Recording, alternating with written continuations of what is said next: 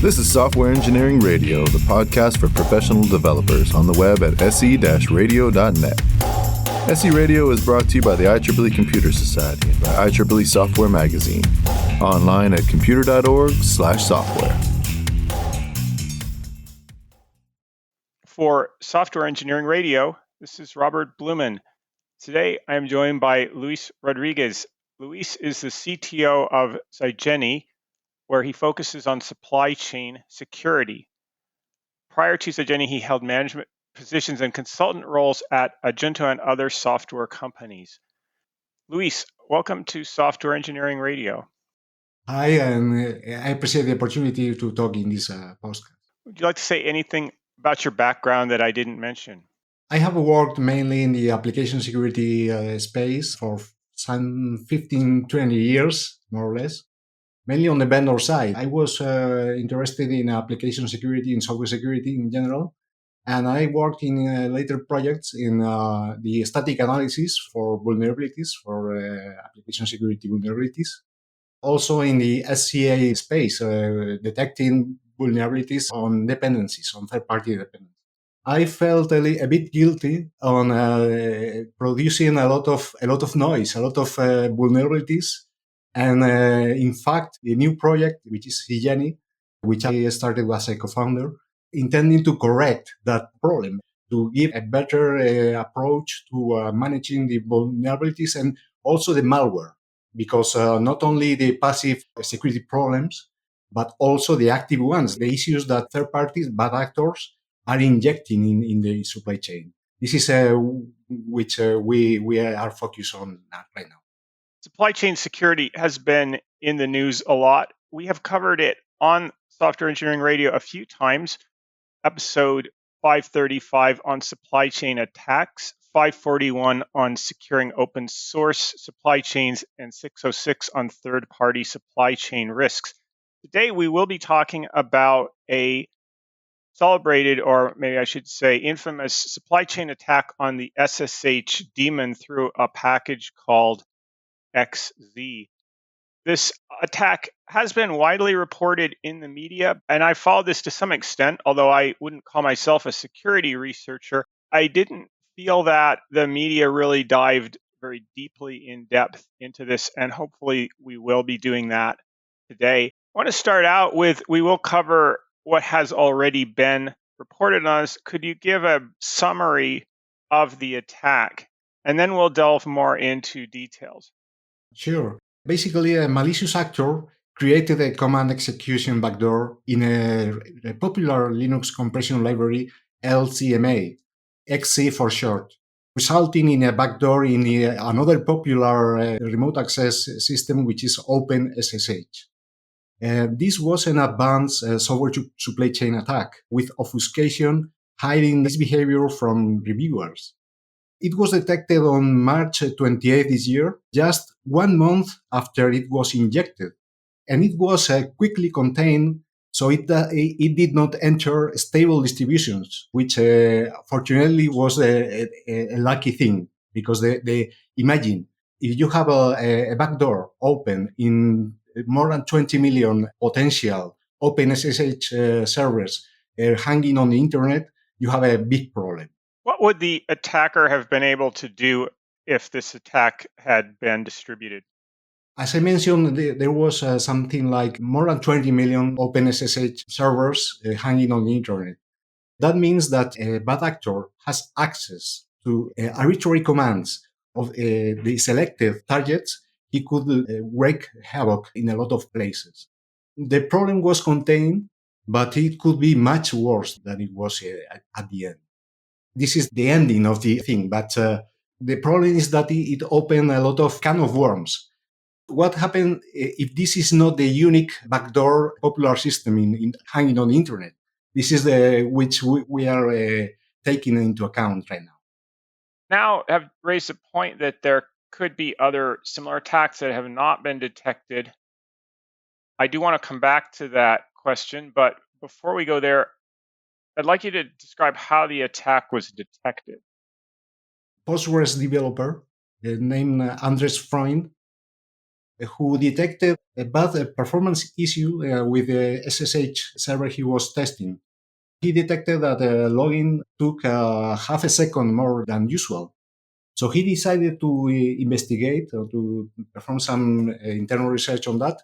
First, he extracted from the tarball, from the distribution tarball for the OpenSSH, he tried to look something there, but he found nothing relevant.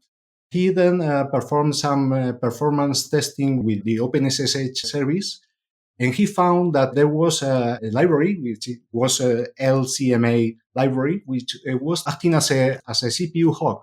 And he made some debugging, and he detected that that library was doing something strange, which was modifying the system library, modifying the table for functions, and injecting a different function, which was the pre-authentication function that the SSH uses for validation of the public key presented by the client. He decided to look more in depth in the LMCA tarball, and he found that there was something strange with the build script that extracted from the testing files, which was highly obfuscated, and was included in the build system, in the final binary for the LCMA library. That means that probably that was some strange thing, malware. He did not perform reverse engineering. He asked for help for others. They found that there was something that tried to open a system call for running the commands passed by the attacker in the payload, in the communication payload. So this was clearly a backdoor, not for authentication with SSH, but for remote code execution, allowing the attacker to run arbitrary commands using the commands they decide on the vulnerable system. And it was also an attack that it was not replayable, and it was gated. That means that only the owner of the private key, the right private key, could make the backdoor run. Otherwise, the system worked as normal. It jumped to the normal crypto exchange. So it was a passive backdoor. And this made impossible for normal detection tools. Unless the backdoor is really executed, no tool could detect that there was something strange on that.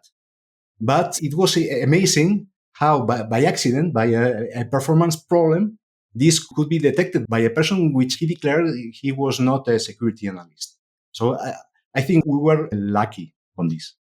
I need to discuss also in a bit later in the interview the element of luck that was involved, and is that a good way to detect things? Before we get to that, you raised a couple of points that I want to come back to.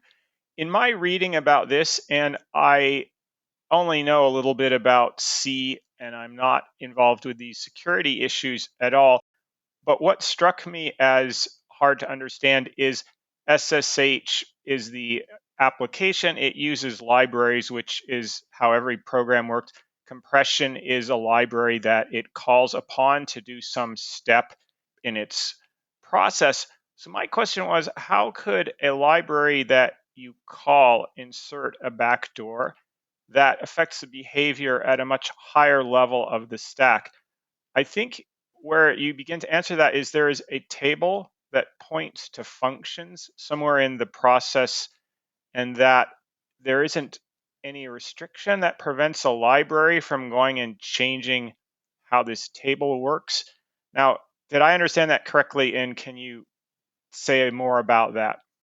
That's a very good question and complex to explain. Okay, OpenSSH does not link with this library, with a liblcma library.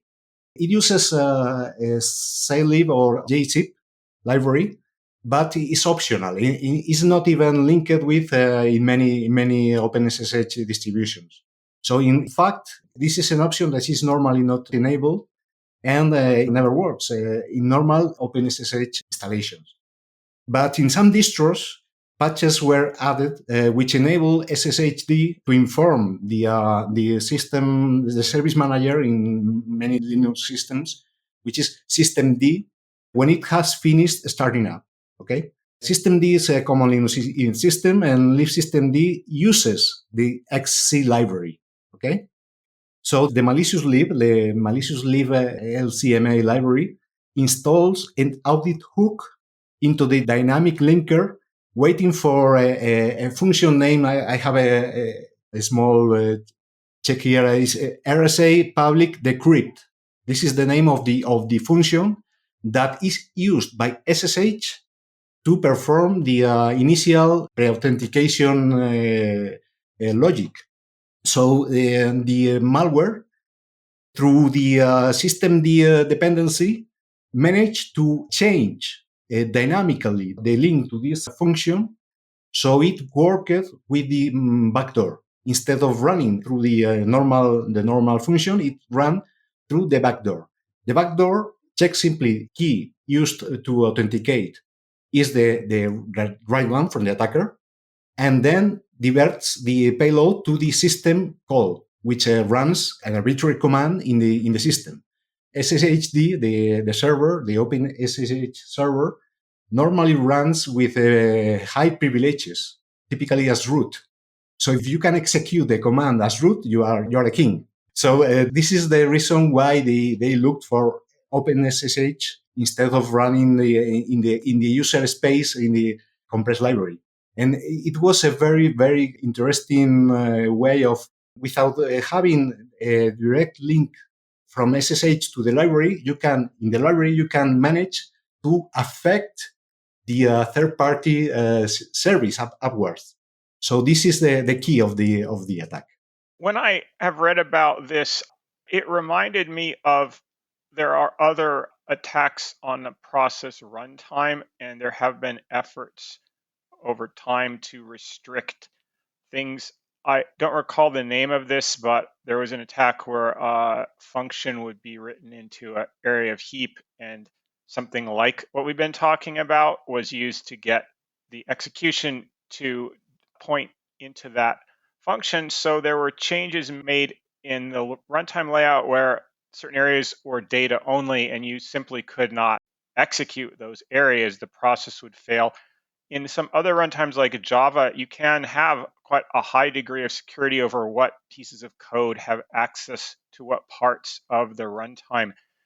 Now, I don't know equivalent amount about C, and we'll talk more about remediation later, but so we're right on this. I wanted to ask, is there been any discussion, or is this fixable in such a way as to say we can't allow a library to have access to those function pointers? Or is that just how this runtime works and it's not fixable? Absolutely, it's fixable. The problem is that the attackers made some changes that allow for the library to be able to perform this change of the symbol table, allowing to inject the backdoor in the upward SSH daemon. And this was fixed, but the idea was to add some kind of performance improvements, allowing to change functions using indirect functions, or ifunc for short. And this was added before the actual malware were injected by the bad actors. They had a plan. They decided to first allow in the library to perform this dynamic change of the functions in the via systemd. And after that, they inserted, when they were aware that nobody was looking, they inserted the actual malware. I see. That means they first disabled a security feature that would have prevented the attack for completely different reasons, so they said, but their true reason was to prepare the groundwork for step 2, which was the attack. Very clever. I think now, since we're talking about this, might be a good time to talk more about the attacker, which is some kind of entity and is still mysterious. What is known about the attacker? One thing is to have evidence of who could be after the attack, and other is attribution. Attribution is quite difficult now, but the good thing here is that all the changes were done on a public repository, which is GitHub version, which has also a copy in the Git Linux system for Git, a mirror, and we can see exactly which actions were done by the bad actors after the fact, obviously. So there were two commit authors, mainly one named Jia Tan. Jia Tan is a common Chinese name, but forget about thinking that Jia Tan is Chinese, probably. And there was also one Hans Jansen. These two guys, they are actually personas, they are actually fake accounts, were working coordinately to perform some activity. First, Jia Tan, this is a social engineering attack, mainly, because this Jia Tan made neutral or innocuous commits for more than 2 years, since November 2021. He gained confidence from the maintainer, the innocent person here, Lasse Collin. So he was promoted as maintainer during June-September 2022. Another committer, this Hans Jansen, then made two key commits, not malicious per se, but preparing the field, as you mentioned, for with this iPhone support, which opened the key for the attack. There was also another fake identities, sock puppets, like one named Jigar Kamer, Dennis Hans. They were using ephemeral email systems. They just made some and sent some emails to the maintainer, to the project maintainer, and to the distribution mailing lists, asking for readiness or pushing for the malicious tarbals to be included in the distributions. These pressure emails were done by different persons from the ones who were performing the commits in the real repository. Those identities are really fake, using disposable email addresses, as I mentioned, for social engineering. And no red flag was opened by the actions by the bad actors, because they worked very cunningly, without trying to make too much noise. Committers were even thanked by the poor maintainer for their commits. In retrospect, some distro maintainers show concern on the pressure emails received by these fake accounts for including the versions in the stable release. Probably the best mechanism for avoiding a worse problem was the slowly pace in which Linux distributions work. First, when a new change is done, it enters the unstable or experimental distributions, and only after a thorough review, it passes to the stable ones. So obviously, you can have install an unstable version. I have myself. In fact, because I need to be on the edge of the last versions, but one thing is to have a malware in a normal distribution, in an unstable distribution, and a different thing, a devilish thing, is to have the malware in a stable distribution, which is much worse. So no red flags happened, and these two guys, Jia Tan and Hans Jansen, made the decisive changes. And again, there was 3 stages in the attack. First, the neutral stage, where Jia Tan made some contributions to the project and gained confidence from the main maintainer. They asked the maintainer to be maintainers, backup maintainers, which is a normal thing when you have done good work on a project. You can offer yourself as a new maintainer. They deceived the original maintainer, and he approved some accesses for Jia Tan particularly. So he made them sign the releases, which were taken by the Linux distributions for adding the library to their distributions. So 1 month before the day the attack was found, he made the final step, which was the attack. He added he changed it in the tarball, not in the source repository, but in the tarball. He made a small change in the build file, in one of the build files, and with that change, he make when the project was compiled from the sources, the final binary included the backdoor. This was the last step, the attack step. Okay, All they have to do is just wait for different distributions to get entered, to get the distribution installed on the endpoints, and then they could choose which endpoints to attack because they have the private key needed to perform the backdoor, to run the backdoor. Talking about the attacker, was there any additional forensic work done trying to locate who the attacker might be based on any information contained in the commits? Yeah, after the fact, it's quite easy to see exactly which were the commits. There are many commits, but most of them in the first stage were neutral. Only the commits that I mentioned, the change by that Jansen on the enabling the eFunk capability, and the final attacks from Jia Tan, where he uploaded the new releases, the new malicious releases, were the key points. Later, there were some bugs when they're using a tool called Backgreen because of the way the backdoor was injected. There was some tools were bending the process, so they managed to fix some of the bugs after the malware was distributed in some unstable Linux distributions. They were checked because there are a number, but not a big number of malicious commits. And after the fact, it was found exactly which were the things that they were clearly trying to maybe avoid detection, fixing bugs to avoid detection, or performing additional preparation steps for the attack. Things like time zone, IP addresses, were there any clues even indicating where this attacker might have been located? We have evidence, but no unquestionable attribution. First, that Jia Tan used a VPN for access all the time. He used a Singaporean IP address. Does not mean that he is in Singapore, of course.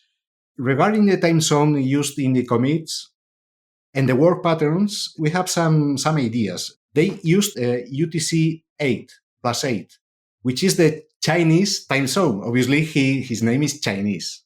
So he tried to decide, but in fact, in some commits, probably he forgot to change the time zone, and he was using UTC plus 2 or plus 3, which is due to the summertime change, corresponds to Eastern Europe and Israel. Also, it doesn't mean that these guys are on Europe or Eastern Europe, Israel, but it's a nice, interesting evidence. Okay, and obviously the working pattern. They work from 9 a.m. to 6 p.m. in that UTC plus 2 time zone, which resembles normal working hours, not nightly working. So all of this, they didn't work on holidays. Hackers, the bad guys, the financial motivated bad guys normally work on holidays, work whenever they want, and they use a irregular pattern. They are not using the working hours pattern.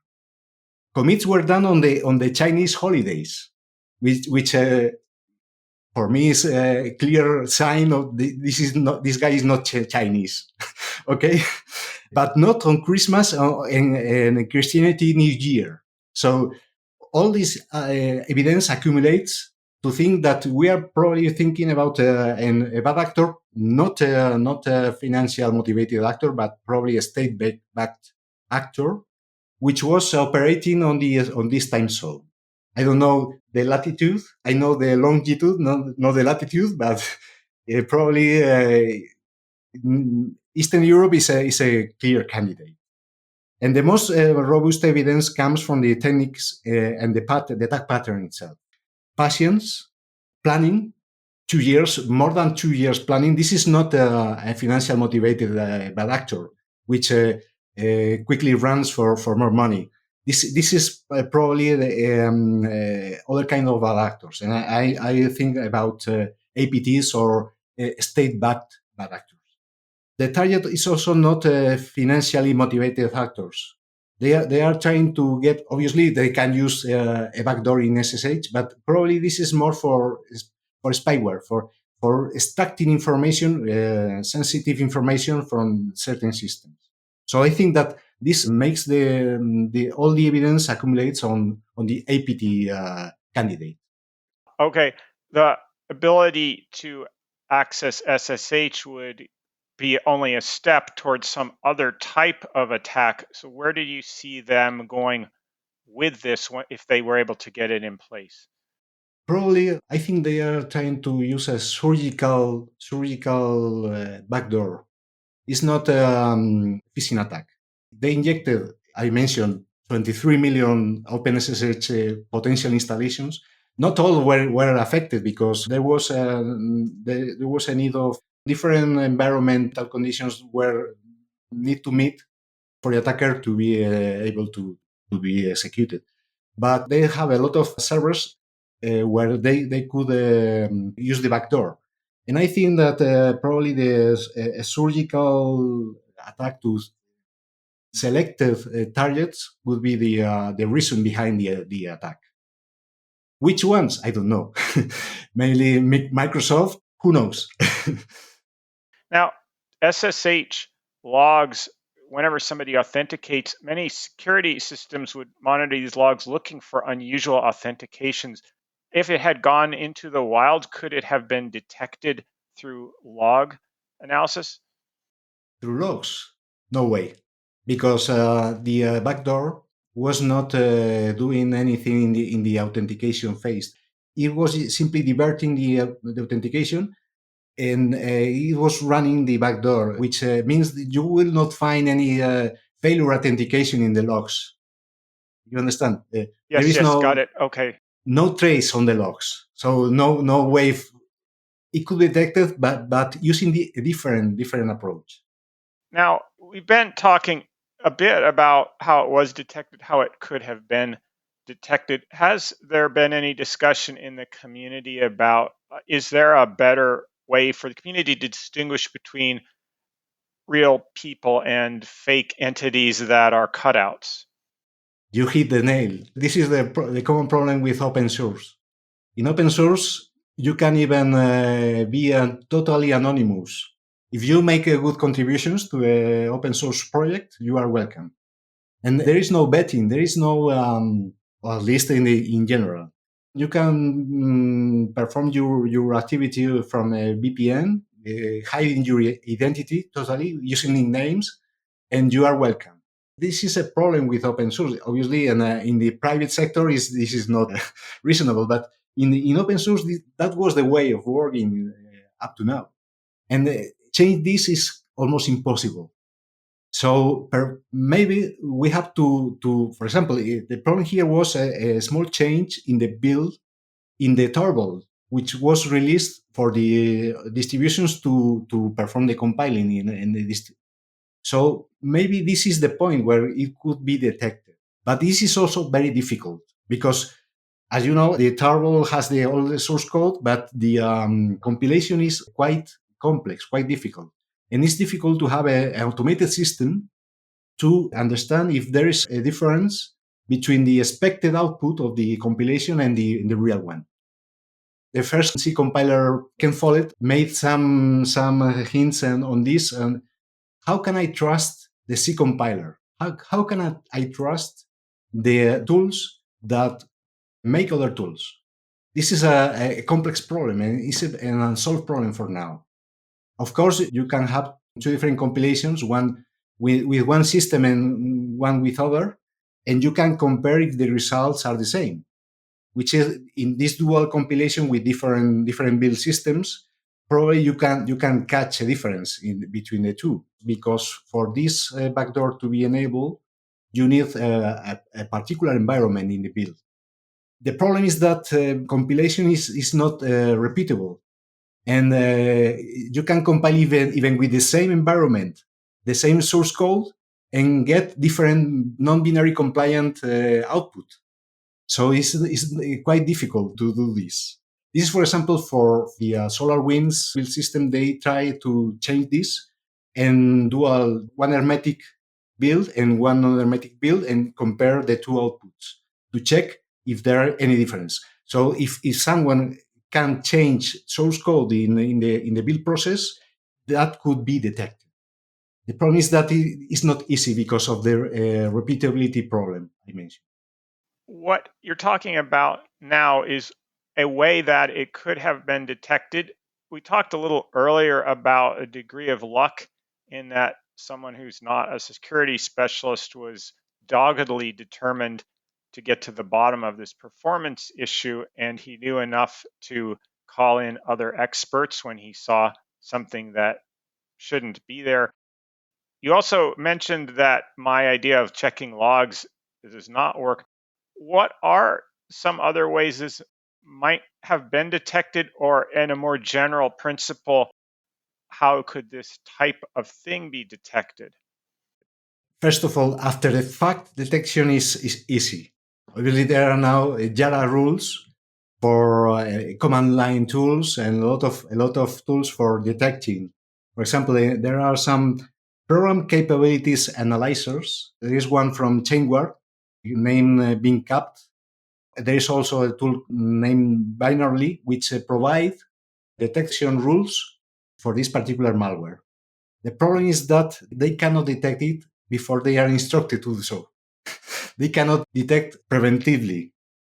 There are also different kind of tools which are runtime monitoring tools, which baseline the behavior of the programs and libraries and report on deviations from the normal behavior they've learned. This might detect exploitation right after it runs.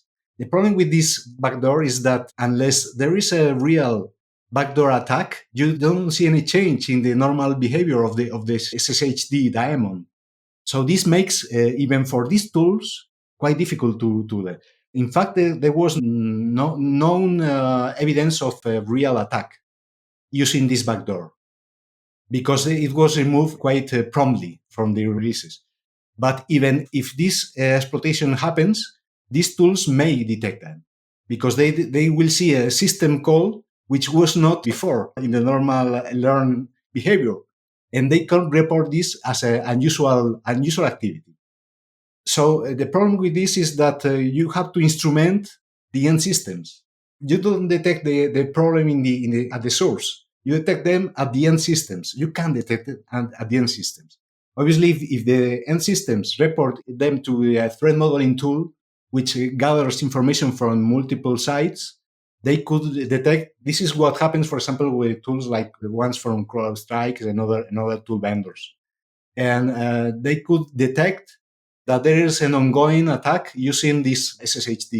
But this is after the malware enters the victims, the end victims. Okay, so this is not also the perfect thing for detection. Obviously, detecting the bad commits in the source would be the best, but it's quite difficult because you trust the contributors if they are fine, and it's quite difficult if they use their magic. They can hide. For example, in this case, the backdoor was inserted in a test file, in a test compressed file, because this is a compression library. So the binary containing the actual malware, the actual backdoor, was in a test file. And nobody opens a compressed test file to check if there is something strange there. It's quite difficult to detect. You're not giving me a lot of confidence that it would have been rapidly detected. That raises a question that you raised earlier, and I promise to come back to this. Surely people must now be asking how many more similar, not necessarily attacks on SSH, but equally severe attacks that we don't know about because we didn't have some good luck of a person noticing an anomaly and then unraveling the code changes which led to that. There are more Jia Tans out there now. This is for sure. Which projects? I don't know. There are some projects under review. For example, all the projects that are using iFunk are being under review because this was the vector the bad actors used for this attack. But obviously, they can use another techniques which are not known for now. And obviously, it's quite difficult to prevent malicious activity when it's done by actors that take the patience in the planification for the attack. So I have not asked your question. I don't know. In fact, I don't know if there are more Jia Tans out there working, making their magic on other popular projects.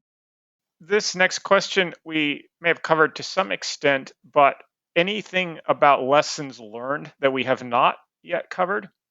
Well, we talk about how hard is to prevent these intentional backdoors because they are done by knowledge people, not script kiddies, which was known as script kiddies when I was young. Some authors pointed at System D. You know, the System D is the bridge between the two libraries, the SSH library, the SSH executable, and the compression library that was attacked. This popular service manager opens a large attack surface at third-party services for backdoor. This is what a bad actor abused, and Systemd has many eyeballs on it, but is an obscure library up the chain can poison all the water downstream.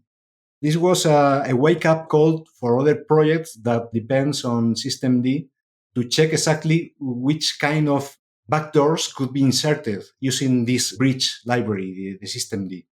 For example, immediately after the attack was uncovered, there was a pull request on the XC library for removing the iFunc support, and this was also a change in Systemd to avoid using libraries. For example, the problem is that Systemd uses XC library and is not related to the attack. But what is the reason for Systemd to use this library? It's a nonsense. So they are skimmering, eliminating all the spurious dependencies to keep clean the main, an important element like Systemd. This is another learned lesson, okay? And probably the root cause with open source security issues is probably the excess trust test. I mentioned that this is the way open source projects was evolved in the past. But this is getting a deep review now because obviously important projects need much more control on which person makes which changes. And this is probably will change a bit how open source projects in the Linux ecosystem and other ecosystems are done in the open source community. The problem is how maintainers get remunerated by their hard work.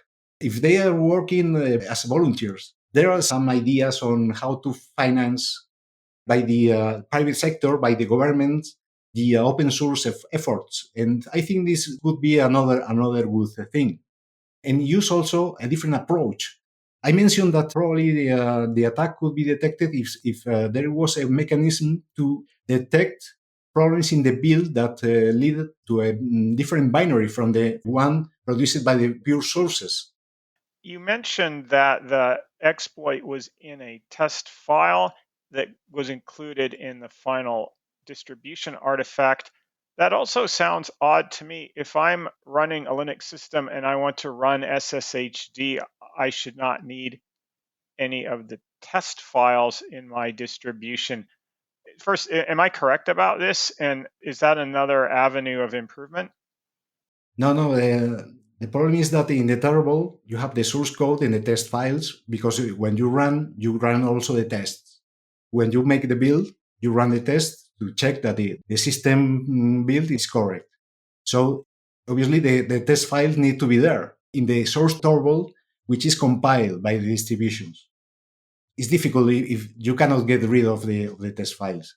And obviously, if the test files I remove, probably the bad guys will find another place to put the malware. So it's not the I think it's not the issue.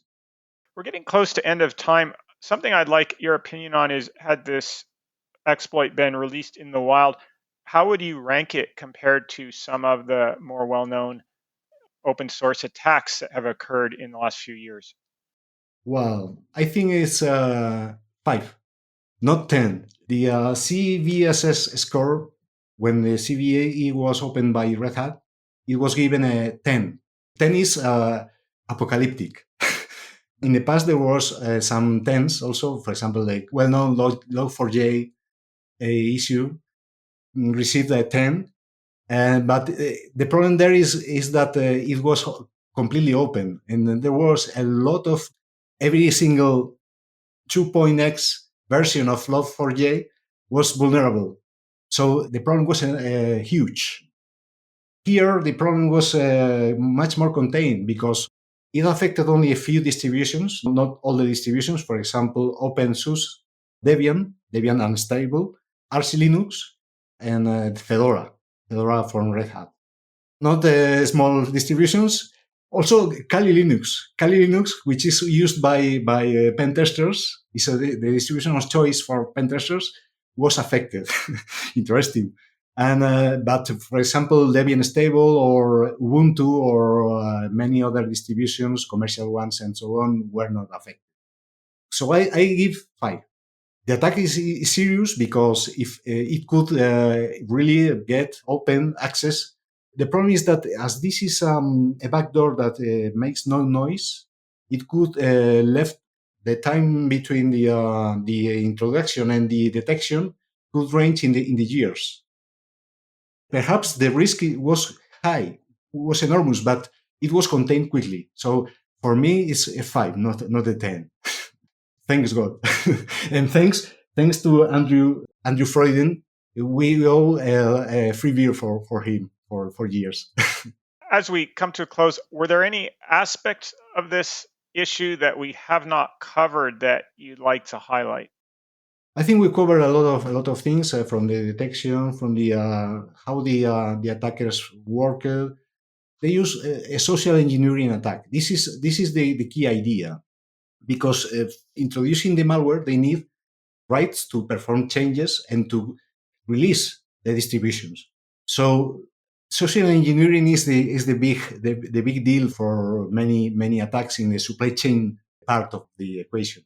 So I think this is interesting to understand how the attackers work, how they gain confidence, how they exploit the combination of techniques they used.